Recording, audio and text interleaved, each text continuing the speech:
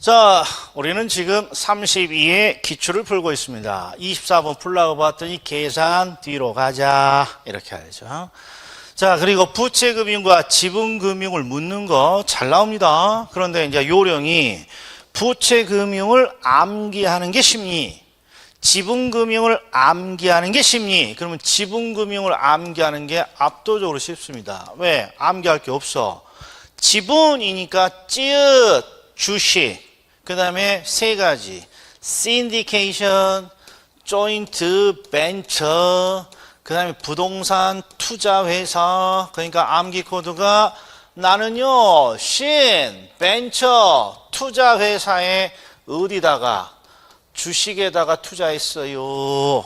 이게 암기 코드예요. 지분 찌읒 주식, 그 다음에 syndication, joint venture 투자, 신벤처 투자회사. 봅시다. 이거 보이잖아. 이거 삭제해야지. 그 다음에 아이고 투자회사 딱 보이잖아요. 이게 니은, 미음 삭제를 하게 되면 정답 그냥 3번 나와. 이렇게. 그런데 이제 확인할 게 하나 있죠. 요런 거야. 요런 거 ABCP, ABS, MBS 이런 거 유동화증권은 전부 다 채권이에요. 그래서 부채금융이고. 그 다음에 금융, 대출 잘 봐. 저당 금융이라고도 나오고 저당 대출이라고도 나와요. 똑같은 표현이죠. 우리 시험에 부채금융의 대표가 부채, 채권이야. 채자 있으니까. 그 다음에 돈을 빌리는 방식이니까 대출 3종 세트. 저당 금융, 신탁증서 금융, 하나 더 프로젝트 금융. 이런 것들이 부채금융으로 자주 소개되죠. 근데 정답은 항상 찾는 요령은 지분금융을 먼저, 지분금융을 몇 개 안 된다. 신, 벤처, 투자회사. 이런 걸 암기하죠. 자, 입지개수. 제가 30회인가 31회인가 입지개수 나왔을 때 얘는 바로 풀어야죠 라고 했죠. 근데 여기는 풀 게 너무 많아. 물음표를 4개나 줬잖아요. 그러니까 직감적으로 쉬운 계산 문제지만 시간이 좀 걸릴 것 같다. 그러면 뒤로 밀어야지. 이거 또 봤더니 이건 대출 상환의 흐름을 지금 묻고 있잖아요. 이것도 뒤로 밀어야지. 자, 그리고 28번에 봤더니 메자닌인데 이 메자닌도 이때 난리 난 거죠. 그래서 얘는 상으로 가는 거예요. 지금은 아니지만. 왜? 우리가 메자닌이 나오면 그냥 암기한단 말이에요. 메자닌은 공주고 메자닌은 어디서 살아? 신전에 살아요. 그래서 신주 인수권부 사채, 그리고 전환사채인데 이렇게 신주 인수권부 사채, 전환사채, 신전 이렇게 찾는데 니은 리을 말고 하나를 더 찾으라는 거야. 우리 제 필수서에는 이 두 가지만 들어가 있거든요. 이 당시에. 그러니까 요놈 아니면 요놈이야. 그러면 어떻게 해야지? 찍어야지. 그러니까 논점은 상이 맞아. 그런데 메자닌은 공주고 신전에서 삽니다. 메자닌 신전 찾은 다음에 둘 중에 하나를 찍어야 되는데 기억을 봤더니 후순위 대출. 대출은 대출인데 뭐가 껴있고 미음번은 보통주, 주식이 나왔는데 앞에 보통주가 나왔어. 그럼 이제 질문을 해볼 테니까 잘 봐요. 보통주는 주식이에요? 주식이 아니에요? 보통 주식이니까 주식이겠지. 주식. 근데 후순위 대출은 대출이에요? 뭔가 후순위를 생략하면 될 것 같아? 안 될 것 같아? 후순위를 생략하면 안 될 것 같잖아. 이건 그냥 주식이잖아. 보통주가. 보통 사람이야? 짐승이야? 사람이겠지. 보통주 주식이겠지. 주식은 찌읒 지분금융이잖아. 그러니까 최소한 요 놈을 찍으면 안 된다고. 그래서 모르겠지만 2번 찍자 이렇게 와야 되는 거야. 2번 찍자. 그리고 다시 나올 것 같지 않으니까 해설은 생략하겠습니다. 신전 두 가지만 기억합시다. 그 다음에 유동화 제도의 논점은 우리 대부분 뭐가 시험에 나오는 것이죠? 유동화 증권. 그리고 참 어려운 건데 우리는 다 암기 코드로 맞추잖아요. MPTS T자만 있으니까 누가 다 가져가? 투자자가 다 가져갑니다. 투자자가 다 가져갑니다. MBB는 B자만 있으니까 B 발행자가 다 가져갑니다. NPTB는 혼합형. 투자자도 있고 비발행자도 있다. 근데 투자자는 뭘 가져가죠? 현금과 조기를 챙겨갑니다. 투자자는 현금과 조기를 챙겨갑니다. 어디 갈 때?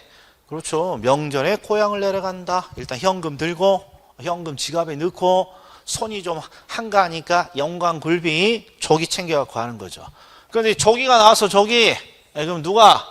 그렇죠. 투자자가 가져가야죠. 투자자가 현금과 조기를 가져가니까. 요 정도면 되는 거죠. 자, 30번. 자, 요거 논점 정리 한번 해봅시다. 아직도 그렇게 강조하건만 이 논점, 픽스된 논점을 모르시는 분이 있어. 잘 봐.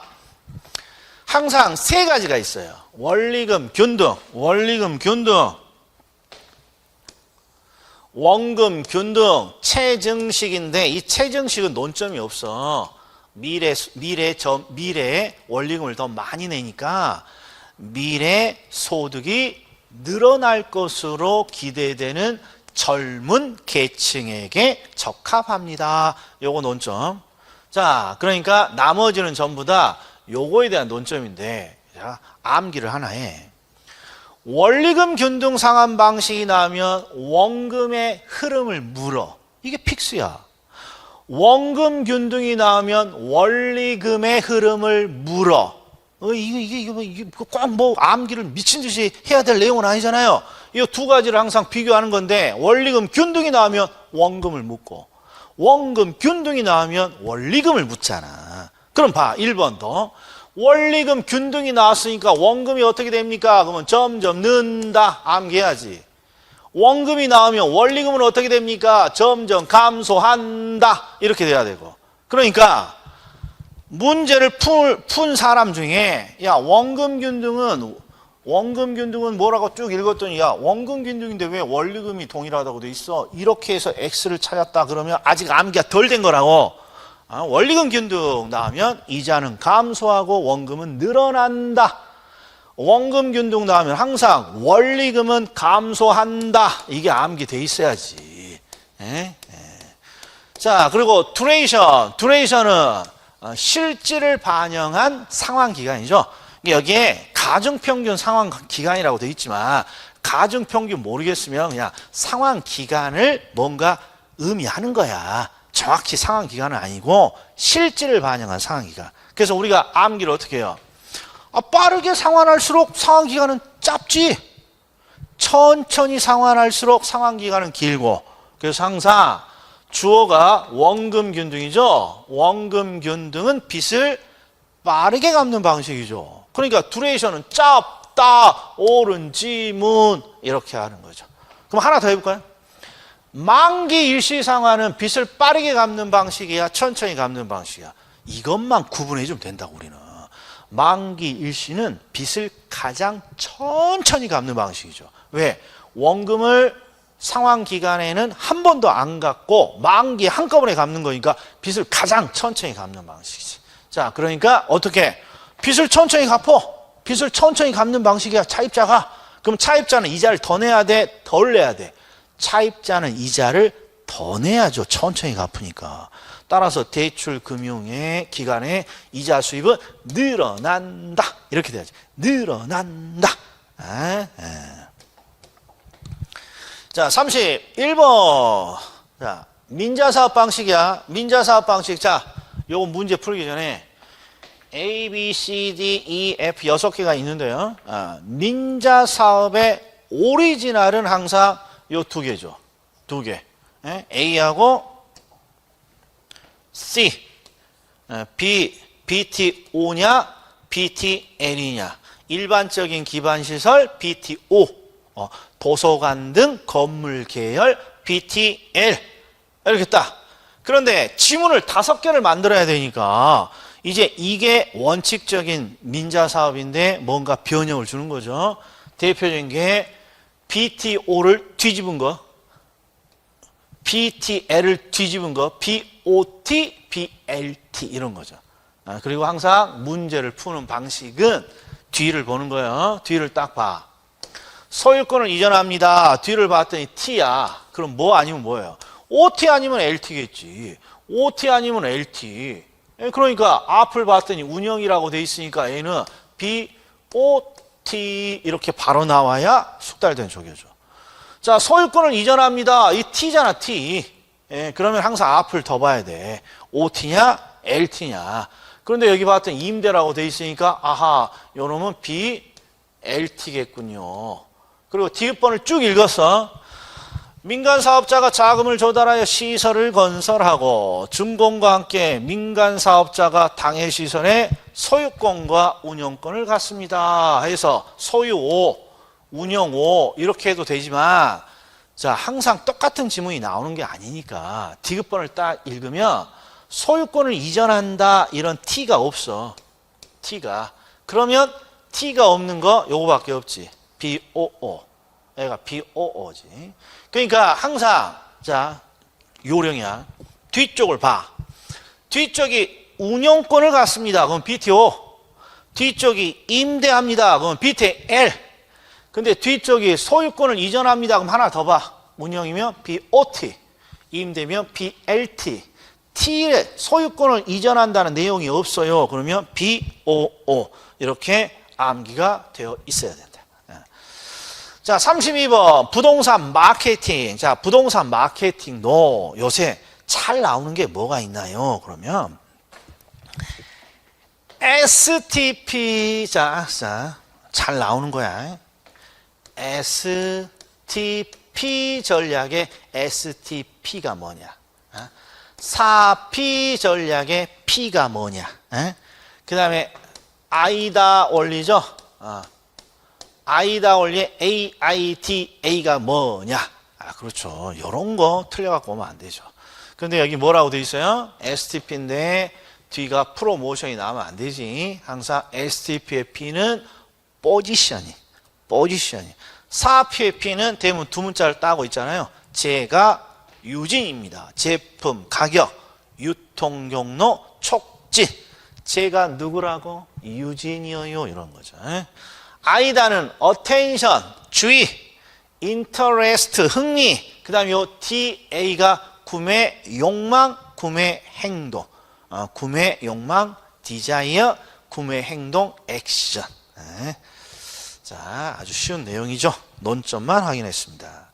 자, 33번 부동산 개발인데 이 중에 이제 제가 확인할 거 요거 하나 봅시다. 자, 우리 시험에 흡수율보다는 시장성 분석이라고 더 많이 나와요.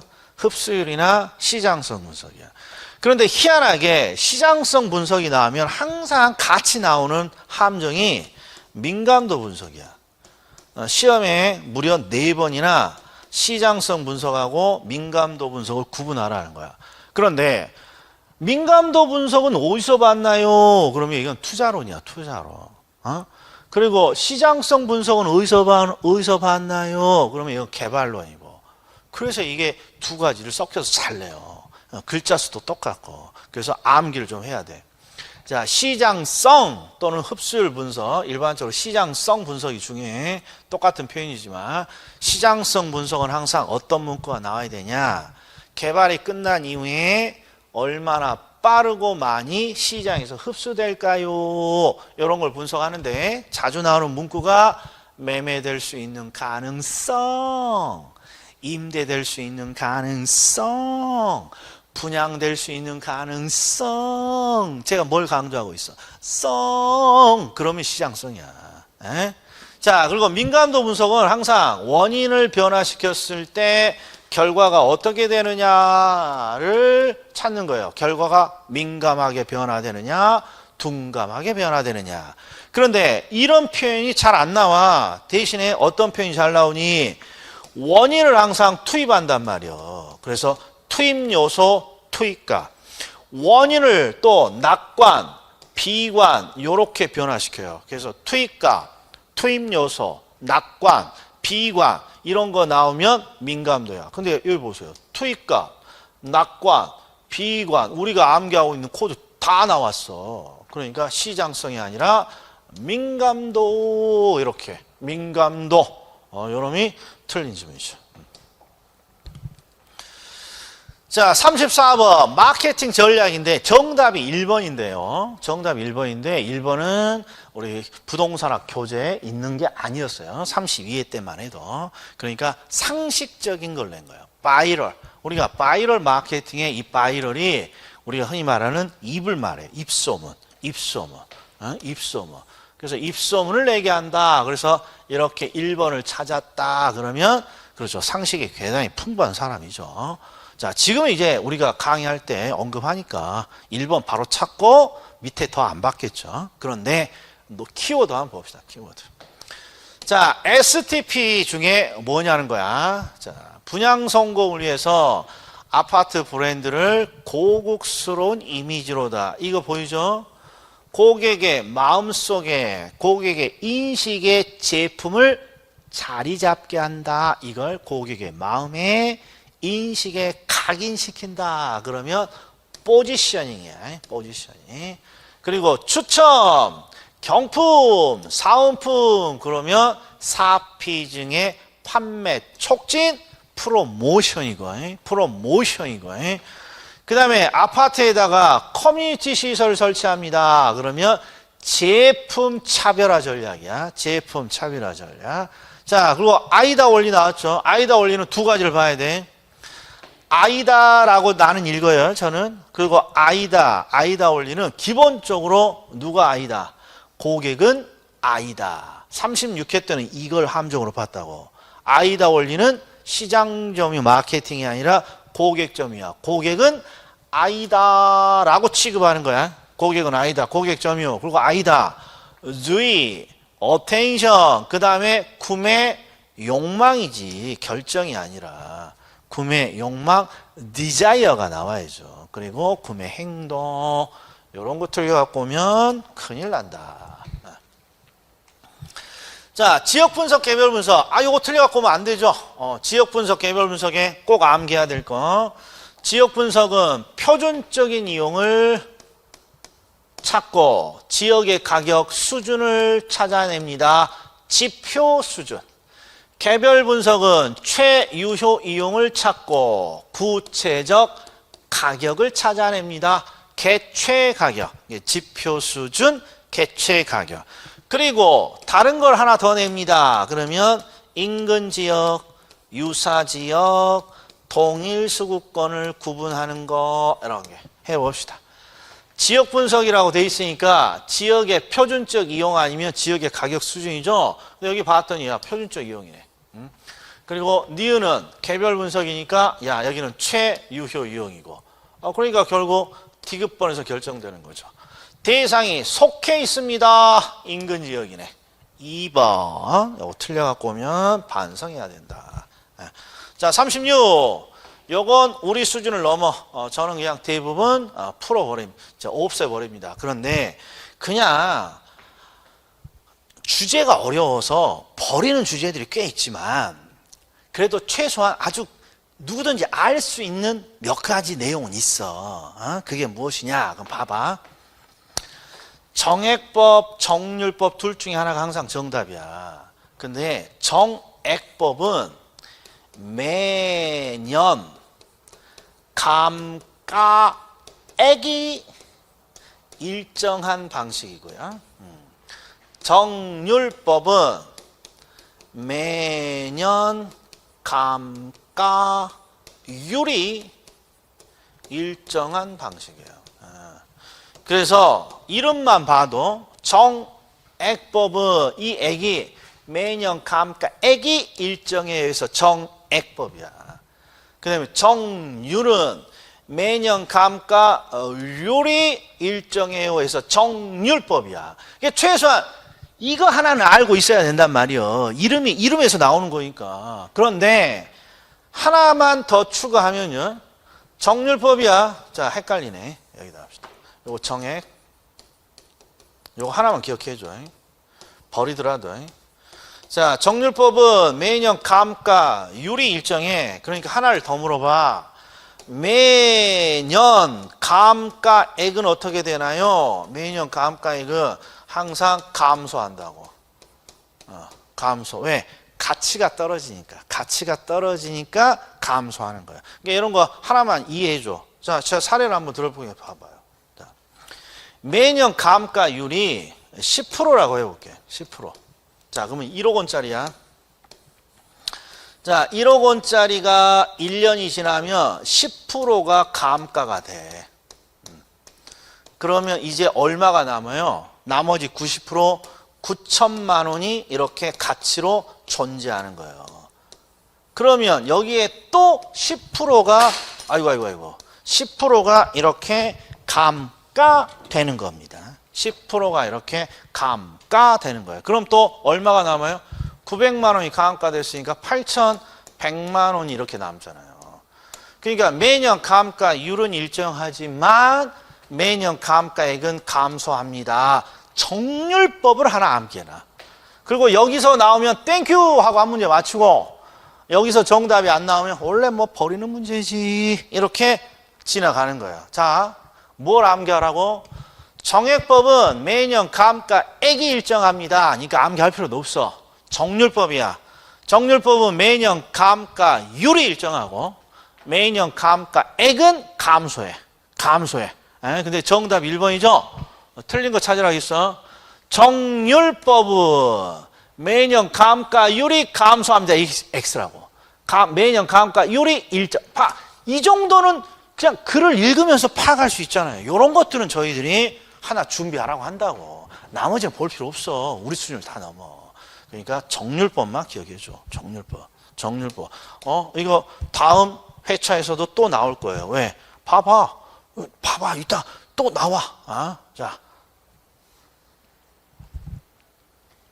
제가 모니터를 떨쳐버렸어. 잠시 10초만 봐주세요.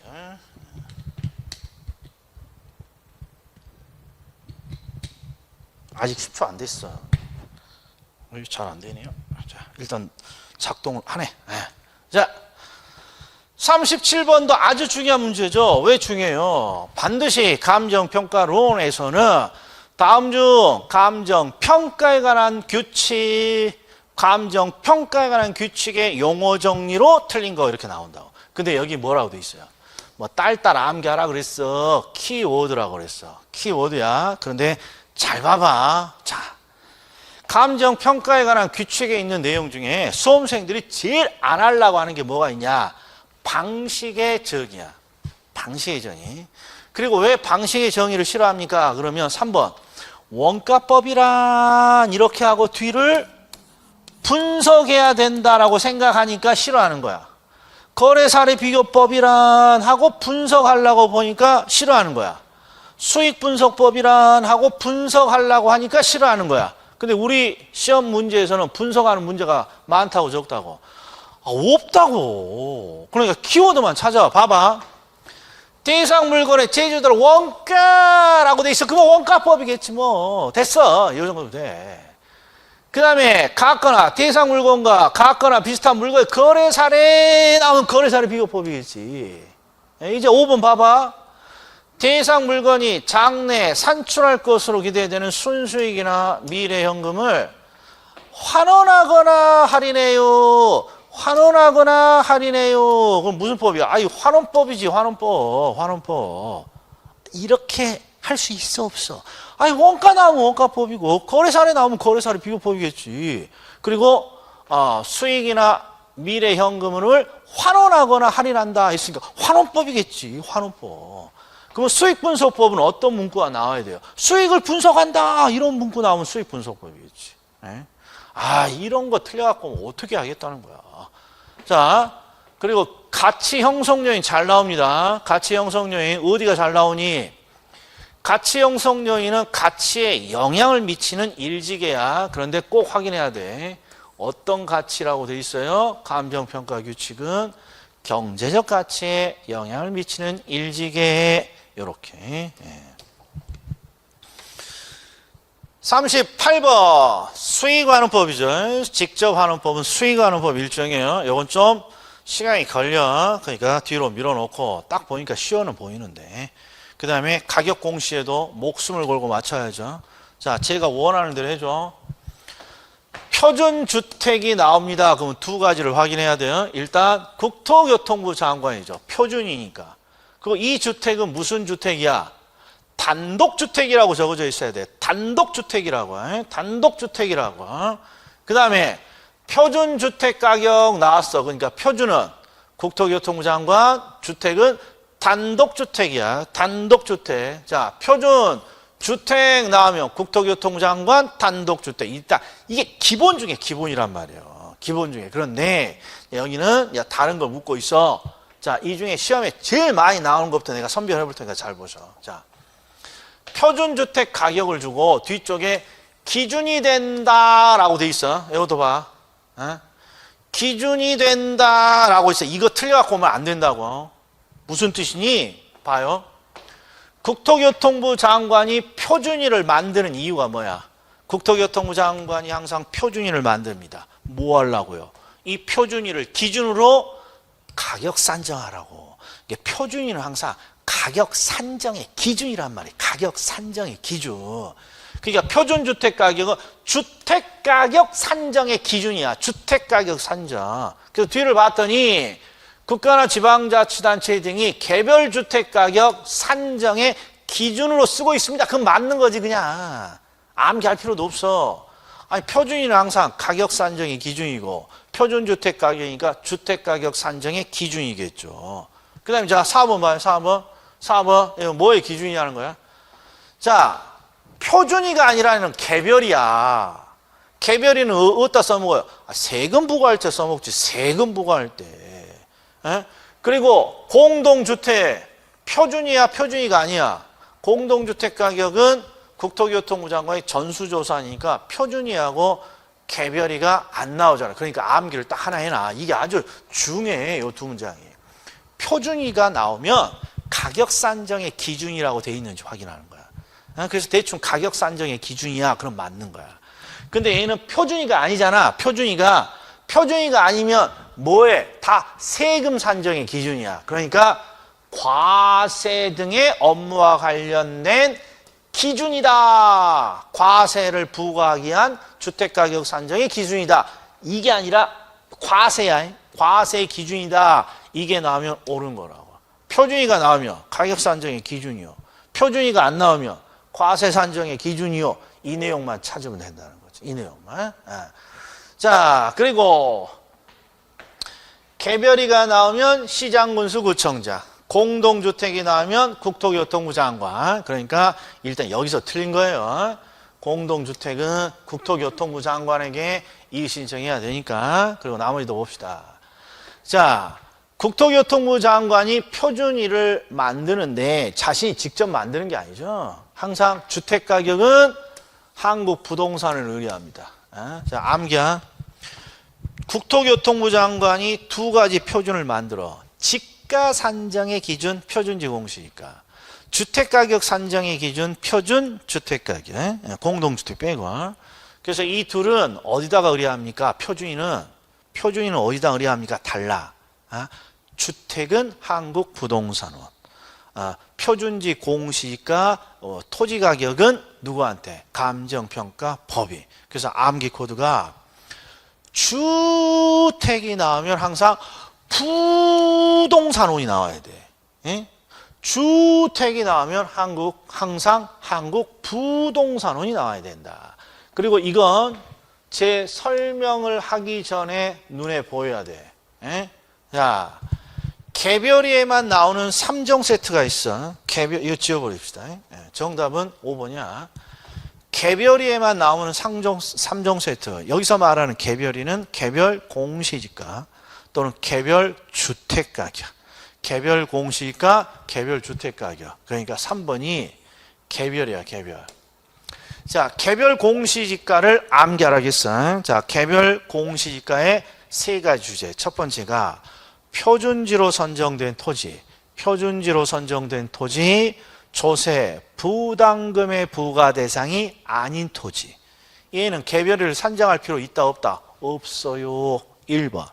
두 번째, 공시기준일 이후에 분할 합병이 생겼다. 이 말은 1월 1일 이후에 분할 합병이 생겼다면 1월 1일자가 아니라 대통령이 정하는 날을 기준으로 결정하는 거죠. 그 다음에 세 번째, 개별인을 어떻게 산정합니까? 표준일을 기준으로 비준표를 사용해서 산정한다. 그 중에 첫 번째잖아. 이게 주택으로만 바뀌었잖아. 토지면 표준지로 선정된 토지. 조세 부담금의 부과 대상이 아니라면 개별 공시지가를 결정 공시하지 아니할 수 있다. 이게 주택으로 바뀌면 표준주택으로 선정된 단독주택 또는 국세, 지방세 부과 대상이 아니라면 개별일을 결정 공시하지 아니할 수 있다. 정말 잘 나옵니다. 그리고 기준이 된다 그러면 암기 요령이 뭐라고요? 표준이가 나오면 가격 산정의 기준, 표준이가 아니면 과세 산정의 기준, 표준이가 나오면 가격 산정의 기준, 표준이가 안 나오면 과세 산정의 기준, 이렇게 암기하는 거예요. 자, 마지막 40번. 어이구, 공시지가 기준법. 계산해야죠. 자, 봐봐. 우리 회차별 기출에 있는 문제랑 달라. 왜? 다 지워버렸어. 대상 토지 다 지워버렸고, 기준 시점도 다 지워버렸고, 뭐 다 지워버렸어. 왜? 필요 없거든. 자, 그러니까 공시지가 기준법이니까 일단 공시지가를 찾아요. 그리고 상업지에 5% 상승이니까 5% 상승 곱하기 1.05, 수치 없으니까 볼 필요 없고 10% 우세 곱하기 1.1, 20% 열세니까 곱하기 0.8, 그 밖에 요인 보정치 그냥 곱하기 해주는 거죠. 이러면 그냥 정답이야. 그러니까 공시지가 찾고 수치만 뭔가 보정해 주면 되는 거죠. 이거 바로 풀어야죠. 자, 그러면 이제 뭐 하나 남았어? 이제 계산 문제 나왔죠. 계산 문제. 자, 10분 쉬었다가 계산 문제만 한번 싹 한번 더 봅시다.